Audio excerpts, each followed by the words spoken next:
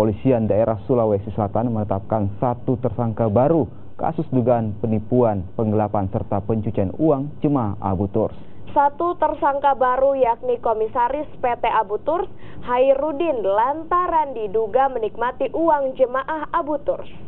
Setelah melakukan penyelidikan dan pemeriksaan sejumlah saksi, polisi akhirnya menetapkan Komisaris PT Abu Turs, Hairudin, sebagai tersangka baru.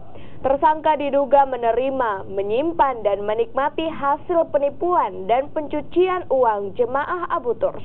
Selain itu, tersangka mendapatkan 1 unit mobil dan rumah, serta berangkat umroh secara gratis dari Abu Turs. Sebelumnya, polisi telah menetapkan 2 tersangka yakni CEO Abu Turs Hamsa Mamba dan juga mantan manajer keuangan Abu Turs M. Kasim. Hingga saat ini sudah 3 orang menjadi tersangka kasus travel umroh Abu Turs. Sementara itu, istri CEO Abu Turs masih diperiksa sebagai saksi. Ya, tapi yang jelas dia mengambil uang jamaah, dia setor ke Hamsa Mamba. Dari setoran tersebut dia mendapatkan fee berupa rumah, mobil, dan ongkos naik haji gratis bersama keluarganya, naik umroh juga gratis, ya. Ada jabatannya dia perannya berapa lama ini, Pak? Dia adalah komisaris, salah satu komisaris. Sudah berapa lama, Pak, menjabat?